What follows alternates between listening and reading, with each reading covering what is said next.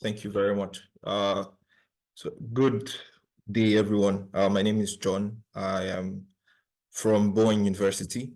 I'm here to talk about TinyML and power systems, trends, possibilities, prospects, and challenges. Quick introduction.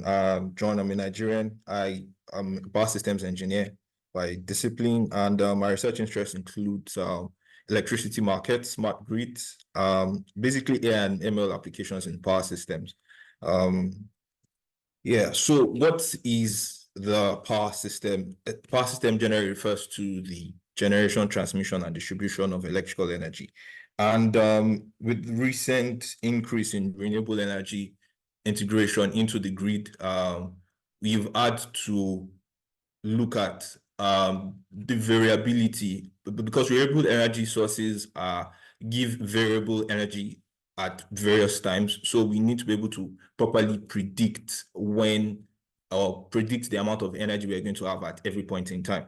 And the integration of the renewable energy sources, smart grids, and various components into the power system now makes it very important that we make the power system very efficient and robust to accommodate the challenges that are there. And so machine learning has become a very integral part of how we plan and operate and schedule power systems generally. And in power systems already, we use IoT devices to collect complex data from sources already. So that already gives us the opportunity to look at what TinyML can look like in power systems engineering. And so the next one is TinyML trends, and TinyML trends are essentially built on machine learning trends in power systems.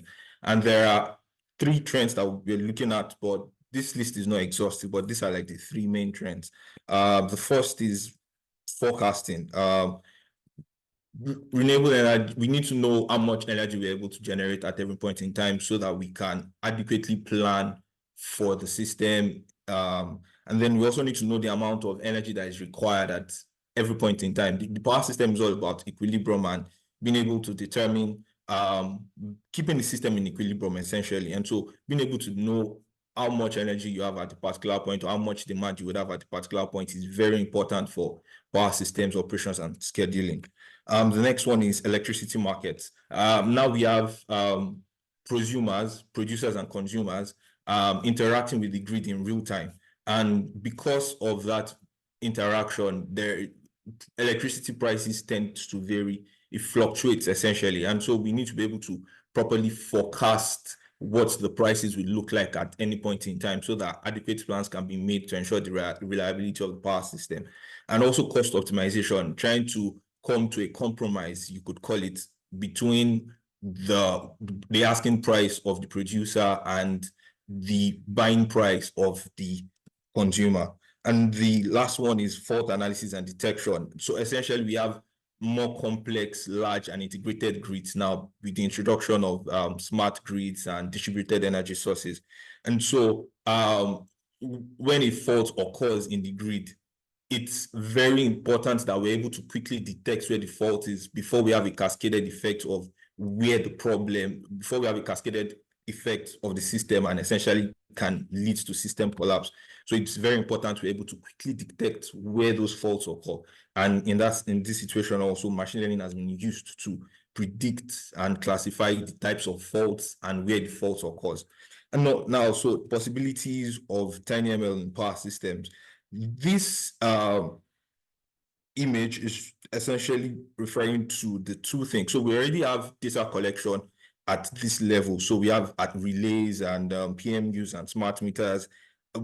We already have IoT devices here. Now, the idea of implementing TinyML in power systems is seeing how can we integrate TinyML into this devices. So instead of just having IoT devices, we change them to TinyML devices, and then we're able to conduct simple feature extractions, essentially. So possibilities include feature extraction, anomaly detection, and simple forecasting. I was very happy with what Gustavo did now, being able to run an LSTM on TinyML, because one of the problems that we have is most of our data in power systems are time series data. And so LSTMs perform very well on time series data. So being able to use LSTM is going to be of great advantage to what we are able to do in power systems. And so simple feature extractions from smart meters, for instance, or anomaly detection in a grid where we use image classifications, CNNs, and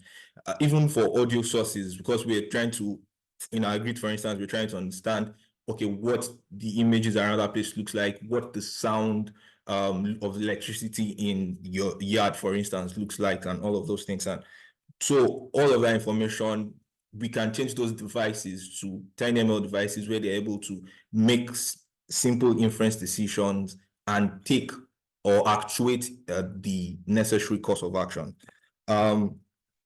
Sorry. So the prospects, one of the prospects that has been interesting to me is federated learning. And why this is important is because looking at the type of devices that we have, we know we will not be able to run, because of the size constraints, we won't be able to run so many big models. So the idea now is we already have these IoT devices reporting via gateways and all of that. And so the idea is, if we can replace the what do you call it, the IoT devices with TinyML devices, where they are able to carry out simple machine learning algorithms and then able to send their weights to the central server, and that central server aggregates the weights, updates it, and then sends that data back to the edge devices. And essentially the edge devices now are retrofitted with the updated weights, and so they can make more accurate predictions. That is one very great possibility that we have with one very interesting aspect I'm looking at. So some of the use cases I've looked at in electricity market, for instance, Bodai, forgive me if I'm pronouncing that wrong, proposed a feature selection approach and an ANFIS system. So what they essentially did was they got real life data from Ontario electricity market, and it's a two-staged approach where they use a backtrack search algorithm to understand the best what do we call it? To understand the best features that are needed to predict accurately the electricity forecast. So it's like feature extraction at the edge device. You send that to your central server that is running your ANFIS system, that is running your ANFIS model, and then that is sent back to the weights, the aggregated weights are sent back to the edge devices. And so you have edge devices that are actually able to predict electricity prices. Then the other one, interesting one that I saw, fault detection, where Abel Deged proposed using PSO to determine the best wavelengths, the best wavelength functions that can be used for quick fault detection in power systems. And this was a very, very successful project. They used the PSO to determine the best wavelengths. And the idea is, if you have your edge devices running your particle search algorithm, very easy, simple to use algorithms that are not as heavy as, say, your ANNs or deep learning that the edge devices might not be able to run yet. And you are able to determine the best features and send that to your central server. That changes the game. And so sorry about that. So the challenges in power systems, limited memory, that's what we've been talking about in TinyML. Now we're trying to understand how we can essentially do more with less.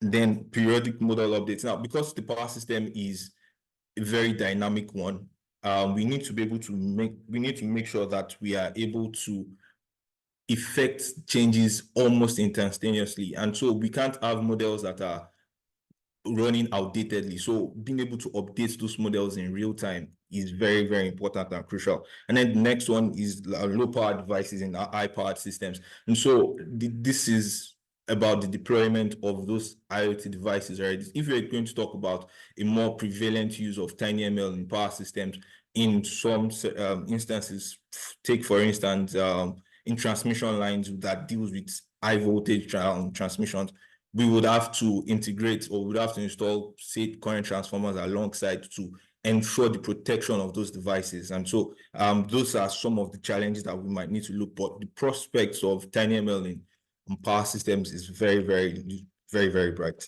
Thank you very much. Questions?